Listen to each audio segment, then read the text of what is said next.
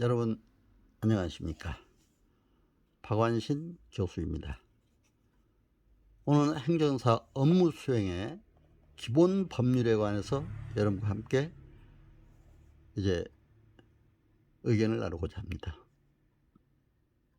행정사는 국가의 최고의 행정 법률가입니다. 국가 전문 자격사로서 행정사 업무를 수행할 때 반드시 기본법은 알고 나가야 행정사 업무를 효율적으로 수행할 수가 있습니다. 특히 국회 법률정보 시스템을 통해서 최신 제정된 법, 또 개정된 이런 법률도 알아야 됩니다. 법제처 국가법령정보센터를 통해서 이제 그동안에 나온 법률들, 법령, 또 이제 법률 해석 문제까지도 알아야 행정사 업무를 잘 수행할 수가 있습니다. 그리고 대법원의 대국민 서비스 종합법률 정보를 통해서 최신의 행정에 관련된 판례들도 분석을 해봐야 됩니다.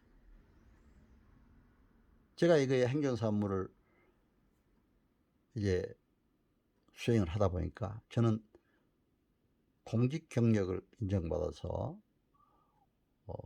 2013년도 제1회로 행정사 자격을 받고 2014년도 1기로 행정사 기본 소양 교육을 받고 나서 바로 서초동 법원 앞에 행정심판 소망 행정사 사무소를 개업을 하고 지금까지 한 10여 년 가까이 행정사 업무를 수행해 오고 있습니다. 행정사를 해보니까 우리가 꼭 법률에 행정에 관한 법률만은 최고의 전문가가 되어야 되겠다 하는 생각이 들었습니다. 특히 행정사는 행정처분과 관련된 실제적인 업무를 효율적으로 수행하기 위해서 행정사 업무의 기본의 바탕이 되는 헌법, 법률, 시행령, 시행규칙, 조례, 판례, 행정심판, 재결, 인용사례 등 연구가 선행되어야 한다고 생각이 됩니다. 시행규칙 또 시행령에는 세부지침, 양식까지 마련되어 있습니다. 그래서 이러한 것을 알면은 시행령, 시행규칙까지 알면 어떤 업무도 수행할 수 있다. 저는 실질적으로 행정사 개업하고 처음 국적 취득 업무를 수행해 봤습니다. 외국 여인이 한국 남자와 결혼했습니다. 저 행정 업무에 있어서 이 국적 취득은 처음 저희가 하게 되는 겁니다. 그러나 당황하지 않고 저는 바로 국적 취득과 관련된 국적법과 출입국관리법 등 시행령, 시행규칙까지 다 봤습니다. 다 읽었습니다. 근데 양식까지 나오더라고요. 거기에 따른 모든 수행 절차, 방법 다 나왔습니다. 그래서 바로 제가 업무를 아주 잘 수행해서 일을 처리한 것도 있습니다. 그렇기 때문에 이러한 법령 또 법률은 물론이고 헌법은 물론이고 시행령, 시행규칙까지 안다면 우리 행정사는 어떤 업무도 수행할 수가 있다. 여러분 걱정 마시고 이렇게 접근하면 되겠습니다. 국가법령은 5천여 가지가 됩니다. 그 가운데 행정에 관한 법이 4,600여 가지라고 그래요.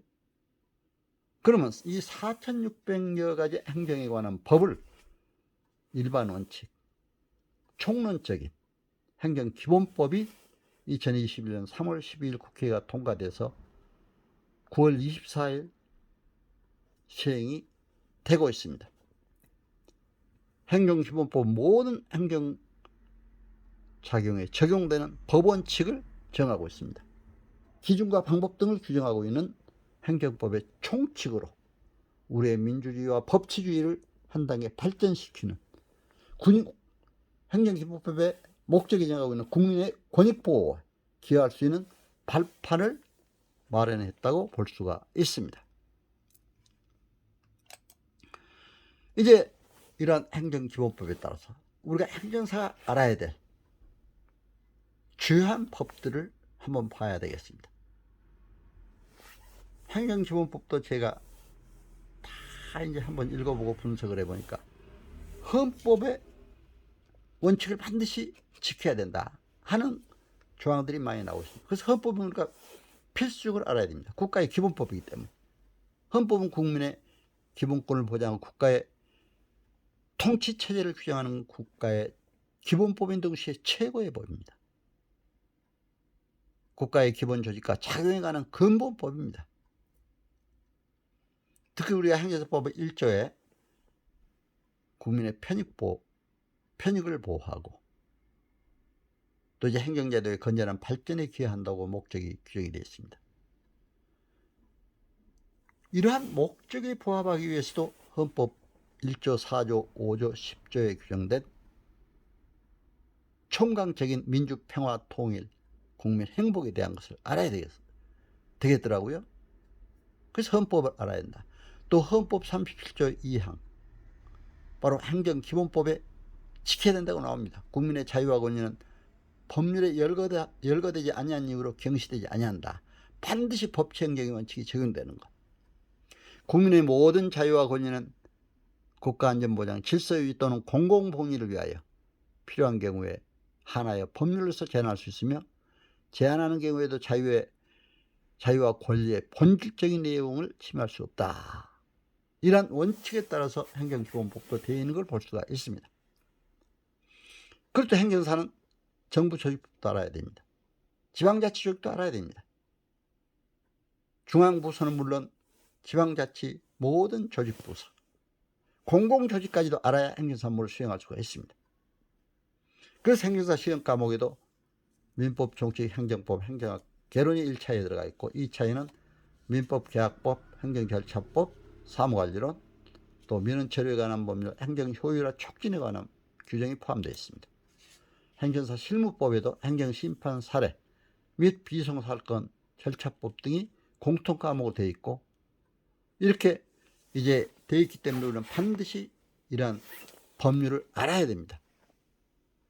그래서 이제 제가 특히 기본 소양교육, 실무수습교육에서는 행정사 법령제도 이해를 첫 시간에 하고 있고 또 이제 연수교육, 개업행정사들을 대상으로 하는 연수교육에서는 제가 직업윤리에 관해서 첫날에 하고 있습니다.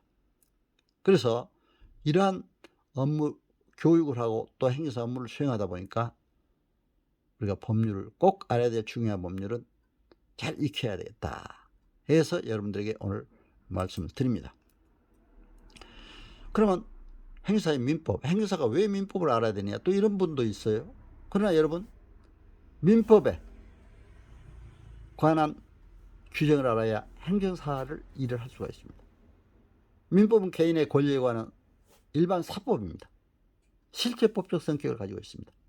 소송법이 절차법이라면 민법은 실체법입니다.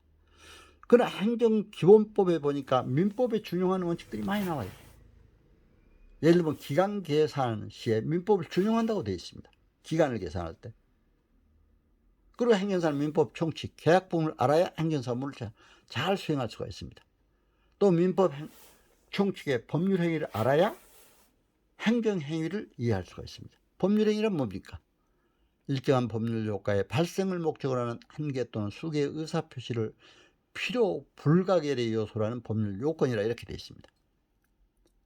민법상 법률 행위는 단독행위, 계약, 합동행위가 있습니다. 그런데 단독행위도 알아야 행위자 단독으로 하는 예를 들면 재단법인 설립행위라든가 이런 거 우리가 굉장히 업무가 많이 들어오고 있습니다. 저도 재단법인 설립행위도 많이 했습니다. 계약서도 작성해주고 그러려면 민법상 계약을 규정된 이런 계약에 대해서 알아야 됩니다. 합동행위, 예를 들면 사단법인 설립행위라든가 이런 것을 알아야 우리가 법인 설립을 할 수가 있습니다. 민법상 비영리법인이나 공익법인은 행정관청에 허가를 얻어야 설립한다 이렇게 되어 있습니다. 상법상 법인은 주식회사나 한 명에서 합자회사 위원회에서 이런 뭡니까? 등기함으로 설립한다 그랬어요. 등기함으로 설립한다. 그렇기 때문에 그런 이제 변호사나 법무사들이 많이 참여하고 있습니다만은, 행정사는 비영리법인, 공익법인, 이거는 행정관청에 허가를 얻어서 한다고 되어 있기 때문에 행정사가 해야 될 일입니다. 그렇기 때문에 이런 민법도 알아야 됩니다. 그래서 여러분, 민법에 관한 규정도 알고 우리가 앞으로 행정 업무를 수행해야 된다. 그래서 말씀을 드렸습니다. 자, 그러면은 이제 행정사와 행정에 관한 법, 특히 행정법은 상호간으로 지금 이렇게 나와서 제가 행정법 공부할 때도 있습니다만, 그러나 지금 행정에 관한 모든 법률이 한 4,600여 가지 된다고 제가 말씀드렸습니다. 그러나 행정법은 뭡니까? 행정에 관한 고유한 공법입니다. 행정주체의 조직, 작용, 행정구제에 관한 공법입니다. 이런 걸 알아야 되잖아요. 그런데 이런 행정구제에 관한, 행정작용에 관한, 행정조직에 관한 법이 4,600여 가지가 되다 보니까 작년에 행정기본법이 제정되게 됐습니다. 행정기본법은 이제 행정에 관한 주요 목적과 함께 원칙들이 정해졌습니다. 오늘은 이러한 원칙적인 문제만 중심으로 말씀을 드리겠습니다. 또 행정사법 할 때 행정기본법에 관해서 관련해서 종합적으로 다시 이제 말씀드리겠습니다. 이 시간에는 행정기본법에서 규정한 원칙 한번 살펴보도록 하겠습니다. 행정기본법상 원칙은 행정기본법 제2장 8조부터 13조까지 규정이 되어 있습니다. 특히 법치행정의 원칙입니다. 제8조에 법치행정의 원칙에는 법률 우회의 원칙, 법률 유보의 원칙이 명문화되어 있습니다. 법률에 반할 수가 없습니다. 행정행위는. 어떤 행위간의 법치행정의 원칙, 법률에 합치하도록 해야 한다. 특히 헌법에 합치되어야 됩니다. 헌법 제37조, 제107조, 바로 이런 헌법에 여러 가지 법률에 관한 규정이 되어 있습니다. 제9조의 평등의 원칙입니다. 평등의 원칙. 행정청은 어떤 함적 이유 없이 국민 차별을 하지 못하도록 규정하고 있습니다. 헌법의 11조 2항에 보면 성별, 종교 등 어떤 이유로 차별하지 못하도록 되어 있잖아요. 그러나 함적 이유, 이것은 뭡니까? 남자가 해야 될, 여자가 해야 될 일 있잖아요. 예를 들면 남자가 병역 업무를 규정을 하고 있지만 여자는 또 의무적으로 하는 게 아니라 자기가 지원해서 하도록 되어 있습니다. 이걸 차별이라고 할 수가 없잖아요. 그래서 이러한 함적 이유 없이는 차별할 수가 없다. 바로 이 행정기본법의 11조의 평등의 원칙, 이제 8조의 9조에 이런 평등의 원칙이 규정되어 있습니다. 헌법 11조 2항을 지키도록 되어 있습니다. 또 행정 자기구속의 원칙, 행정은 동일 사항에 대해서는 동일한 결정을 해야 된다는 원칙입니다. 그리고 제10조의 비례의 원칙이 있습니다. 공익과 사익을 예를 들면 공익이 아무리 중요하다고 하지만 어떤 도로 공사를 할 때, 주택 재건축을 할 때, 집을 그래 함께 이제 토지를 수용을 할 때 사익이 침해가 돼서는 안 된다. 지나치게 공익보다 사익이, 그래서 보상을 조금 하고 공익을 위해 살아, 그렇게 해도 안 된다 이겁니다. 성실 의무 권한남용 금지 원칙이 제11조에 규정이 되어 있죠. 이것은 아까 말씀드린 대로 민법 제2조의 신의 성실의 원칙, 바로 행정기본법에도 원칙으로 규정이 되어 있습니다. 11조에. 또 공무 수행하는 공무원이 권력을 남용해서도 안 된다. 권력 남용 금지의 원칙이죠. 신뢰보호의 원칙, 신뢰보호의 원칙도 제12조에 규정이 됐습니다. 국민의 합리적 신뢰를 보호를 받을 수 있도록 돼야 된다. 이것은 지금 윤리에서도, 윤리 규정에서도 규정을 하고 있는 내용들입니다. 또 이제 13조의 부당결부 금지의 원칙, 행정작용을 하면서 어떤 토지를 기부 체납하는 그런 부관을 제시한다든가 이렇게 해도 안 된다 이겁니다. 그래서 이런 원칙이 행정기본법에 새롭게 정리가 잘 돼서 나왔다 하는 것을 볼 수가 있습니다. 행정행위란 뭡니까? 행정집행법 아래서 구체적 사실에 관한 법 집행으로 수행하는 권력적 단독행위입니다. 공법행위입니다. 그래서 이 공권력 발동으로서 하는 행정행위를 지정하기 때문에 이러한 법치 행정이 적용되고 모든 원칙이 이렇게 적용된다 하는 것을 볼 수가 있습니다. 그러나 행정행위로서의 특수성이 있습니다. 법에 적합해야 되고 공정해야 되고 내용 실현이 가능해야 되죠. 예를 들면 땅에서 하늘에 다리를 놓는다. 이게 내용 실현이 불가능한 거잖아요. 내용 실현이 가능해야 됩니다.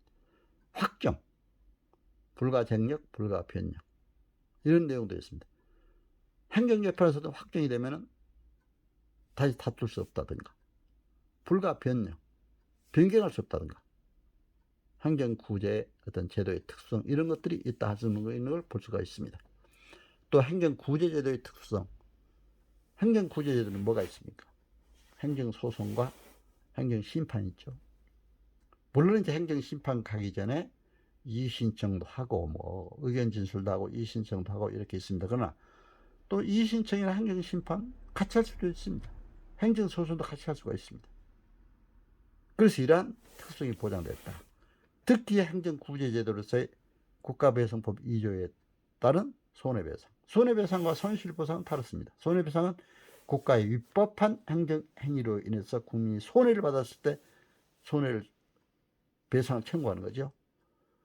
그러나 헌법의 23조에는 국가의 적법 행위로 인해서 국민이 손실을 당했을 때 보상해 주는 겁니다.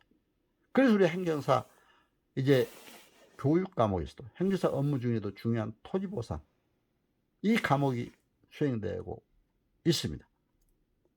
특히 이 토지보상 업무는 적법한 행정행위로 인해서 국민이 손실을 받았을 때 보상을 청구하는 것이죠.